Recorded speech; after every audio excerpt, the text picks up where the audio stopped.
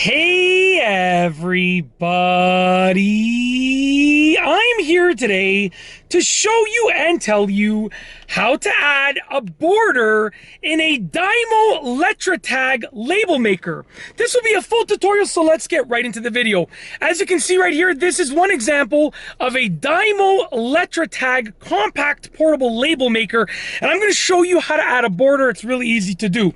I don't know how the lighting is because there is a little bit of sunlight on half of the sort of camera lens, so I did my best to get some decent lighting, but it's really easy to see what I'm going to show you how to do. You want to first start off by turning the unit on. You can see the Dymo labels the Dymo label has popped up right there. I'm going to turn it off and turn it on one more time just to show you. When you turn it on, there's the Dymo label. That's how you know it's on.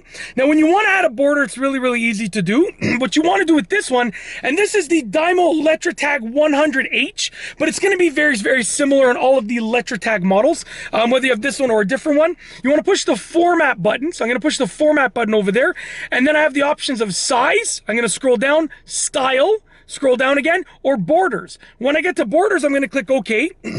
So now it gives me the option of different borders. So I'm going to show you right here. You can see as I scroll down, it shows me different borders. And when I find one that I want, let's say I want that one, I'm going to click OK. And then it's going to select that border.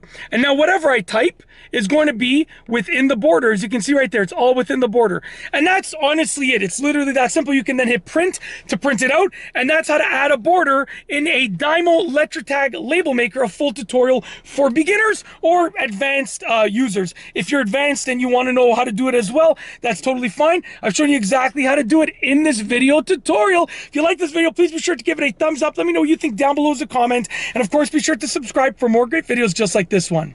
And that's all I have for you today. Thanks for watching.